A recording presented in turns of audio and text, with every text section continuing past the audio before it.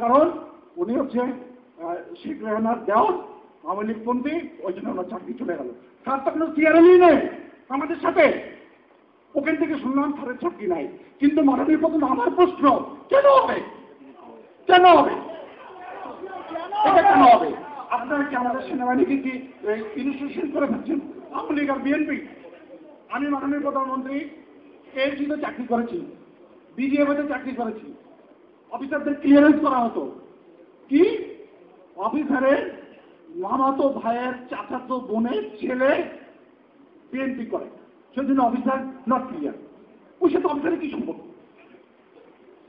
যখন বিএনপি পাওয়ারে থাকে তখন আবার ওই অফিসারই সিকিউরিটি ক্লিয়ার, তখন আবার আসে আর এক অফিসার, তার শ্বশুরের বোনের ভাই আওয়ামী লীগ করে, সেজন্য নট সিকিউরিটি ক্লিয়ার। সে কেমন কথা মাননীয় প্রধানমন্ত্রী?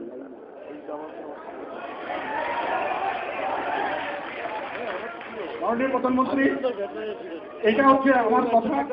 আমি শেষ বলবো, হয়তো আমি আপনাকে এই বলে ধন্যবাদ দিচ্ছি একটি কারণে, ওই রাতে মাননীয় স্বরাষ্ট্রমন্ত্রী যে কয়টা ফ্যামিলিকে নিয়ে এসেছিলেন ওর মধ্যে আমারও ফ্যামিলি ছিল। এই জন্য আমি অসংখ্য আপনাকে ধন্যবাদ জানাচ্ছি, এবং যারা কষ্ট করেছে তাদের প্রতি তো আমার ভালোবাসা স্নেহ সবই আছে। এর পরবর্তীতে মাননীয় প্রধানমন্ত্রী আপনার 3 জন সংসদ সদস্য তাদের জীবনে ঝুঁকি নিয়ে ভেতরে গিয়েছিল, তার মধ্যে সর্বপ্রথম তিনি ভেতরে গিয়েছিলেন।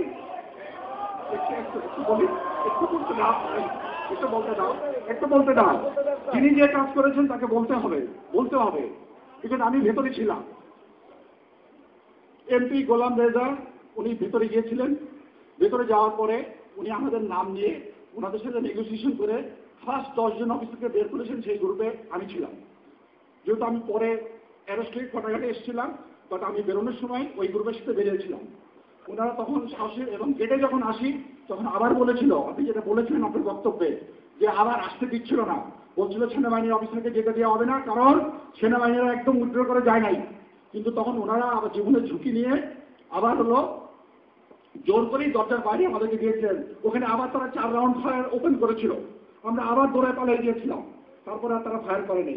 আমি তাদেরও ধন্যবাদ দিচ্ছি। এবং আমি তোমাদের অফিসারদের উদ্দেশ্যে বলছি, ওই সময় এমপি গোলাম রেজা আমাকে বলেছিল, দেশের বৃহত্তর স্বার্থে জামান সাহেব আপনি একমাত্র ব্যক্তি যে সামনে ছিলেন, অতএব আপনি বেরিয়ে এসে মিডিয়াকে ফেস করেন না, কারণ আপনার একটা কথাতে হয়তো অনেক কিছু হয়ে যেতে পারে, কারণ ভেতরে এখনো অনেক অফিসার, অনেক ফ্যামিলি আছে।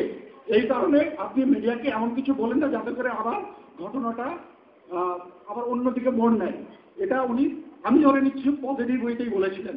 কারণ হচ্ছে তখন আমাদের অনেক অফিসার এবং ফ্যামিলি ভেতরে ছিল, সবাই কি তখন বের হয় নাই। মাননীয় প্রধানমন্ত্রী, আমি অনেক বলেছি, যদি আমি অন্যায় কিছু বলে থাকি আমাকে ক্ষমা সুন্দর থেকে আপনার ছিলেন মনে করে মাফ করে দিন। বাট আমি যে কথাগুলো বলেছি সবারই কথা নয়, সাহেবদেরও কথা আমি বলে দিলাম। মাননীয় প্রধানমন্ত্রী, আপনাকে অসংখ্য ধন্যবাদ আমার কথা শোনার জন্য। আমি যে পয়েন্টগুলো বললাম এই পয়েন্টগুলো যদি আপনি উত্তর দেন আমি খুবই খুশি হব, এবং বাকিরা বলবে। ধন্যবাদ।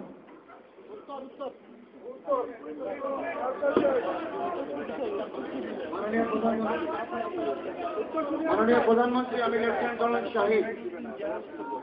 মাননীয় প্রধানমন্ত্রী, আমি আমার পয়েন্ট বলার আগে সোফার আমরা অনেকগুলি প্রশ্ন শুনেছি, আমাদের যে আগের বক্তারা অনেক প্রশ্ন করেছেন, এই প্রশ্নের উত্তর শোনার পরে আমি আমার প্রশ্ন করব। আমি বাকি সকল অফিসারদেরকে বলছি, প্লিজ আপনার ধৈর্য ধরে অপেক্ষা করুন। পয়েন্ট বললেই খালি পয়েন্ট হয় না, কথার মধ্যে কিন্তু অনেক প্রশ্ন করা হয়েছে। সো আমাদেরকে ওই প্রশ্নের উত্তর পেতে দেন মাননীয় প্রধানমন্ত্রী। একটা কথা হচ্ছে যে সেনাবাহিনী ডিপ্লয়ের ব্যাপারে, এটা যে ডিপ্লয় করা হয়নি এটা কিন্তু ঠিক না। ঘটনা যখনই খবর পাওয়া গেছে সঙ্গে সঙ্গে আমাকে আমার সামরিক উপদেষ্টা ফোন করে জানালো যে এই অবস্থা, কাজে আর্মি কল করা হচ্ছে। আমি জেনারেল মহিনের সাথে কথা বললাম, উনি ওকে ফোন করলেন, আমরা ইমিডিয়েটলি সেনাবাহিনী পাঠাও। সঙ্গে সঙ্গে আমি কথাও বললাম যে সেনাবাহিনী আসতে কত সময় লাগবে, যদি বেশি সময় লাগে তাহলে ইমিডিয়েটলি বিমান বাহিনীকে বলো হেলিকপ্টার উড়াক, যাতে ওরা ভয় পায় এবং আর কোনো অঘটন না ঘটায়। কাজে আমরা যে শুধু রাজনৈতিকভাবে করছি কথাটা কিন্তু ঠিক না, আর একক রাজনৈতিকভাবে হয় না। এখানে একটা ঘটনা ঘটে যাচ্ছে সামরিক বাহিনী সংসারে, এবং সেখানে সেনাবাহিনী পৌঁছতেও তো সময় লেগেছে, প্রায় 12টার দিকে, 12:15 দিকে কিন্তু ওখানে পৌঁছায়, এবং সেনাবাহিনীর বিজিআরের গুলিতে কিন্তু একটা সৈনিক মারাও যায়, এটাও আপনাদের জানা উচিত। 2 জন আহত হয়, একজনের মাথায় গুলি, এখনো খুব খারাপ অবস্থা। কাজে সেনাবাহিনী উদ্ধারে যায় নাই এ কথা কিন্তু ঠিক না। আপনাদের উদ্ধার করতে যে একজন মারাও গেছে, এটাও আপনাদের মনে রাখবেন।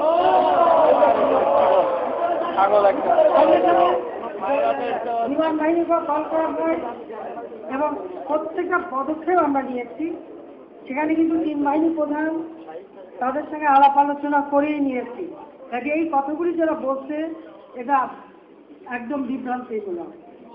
এবং আজকে যেটা বলা হচ্ছে যে সেনাবাহিনী এবং বিমান বাহিনী তারা অ্যাকশনে গেছে, পাশাপাশি আমরা রাজনৈতিক প্রক্রিয়া চালিয়েছি, একটা আর একটা পরিপূরক হিসেবে কাজ করেছে।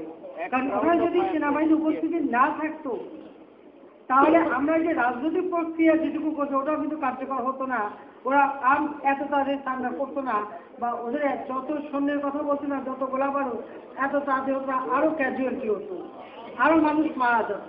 কাজে সেনাবাহিনীর সহায়তায় কিন্তু আমরা কাজ করেছি। এই যে একটা ভুল বুঝাবুঝি এবং কারা এটা ছড়াচ্ছে এটা আমি জানি না, এটা কিন্তু সম্পূর্ণ বিভ্রান্তি করেছে। পালানোর কথা আপনারা জানেন, আমি যেটা পরে খবর পেয়েছি যে 5 নম্বর গেটটা নাকি একেবারে উন্মুক্ত ছিল, এবং ওখানে আপনাদের পরে দেখছেন যে কাপড় চোপড় ফেলে রেখে অনেকেই ওখান থেকে ভেঙে গেছে, গুলির শব্দ শোনার সাথে সাথে অনেকে চলে গেছে। আর মিছিলের কথা, আমাদের পার্টির তরফ থেকে কিন্তু কোনো মিছিল হয় না, এটা বাস্তব। এবং যখনই আমি মিছিল হবে সঙ্গে সঙ্গে পুলিশকে বলছি যেটা কি আপনারা কেন লোক গেটের কাছে আসতে দিচ্ছেন, কিন্তু সঙ্গে সঙ্গে তার মধ্যে ব্যবস্থা হচ্ছে। এবং কারা মিছিল করেছে আমি আপনাদের অনুরোধ করবো, এগুলি তো টেলিভিশনের ছবি এসেছে, আপনারা নিজেরা একটু দেখেন না তারা কারা, আপনারা নিজেরাই দেখেন, তাহলেই আপনাদের জবাব পেয়ে যাবে।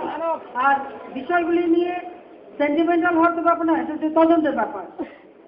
অনেক অভিযোগ যেখানে আমরা দিন রাত না খেয়ে না ঘুমিয়ে কিভাবে উদ্ধার করব, কিভাবে আপনাদের বাঁচানোর চেষ্টা করেছি, সেখানে হ্যাঁ আপনাদের ক্ষোভ আছে, মনে হচ্ছে ওখানে আর্মি গেলেই সব বেঁচে যেত, এবং বেঁচে যেত না, ক্যাজুয়ালিটি আরো বাড়তো এবং উভয় পক্ষে বাড়তো, সেটা তো যদি ওইভাবে যেত তখন আপনারা বুঝতেন।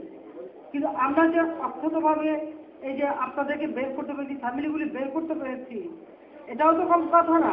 এই ফ্যামিলিগুলিকে তো আমরা মেরে ফেলে দিচ্ছি, এবং আপনারা নিজেই জানেন যে ভিতর থেকে অনেকে SMS করছে যে আমাদের ফ্যামিলিকে মেরে ফেলে দিল।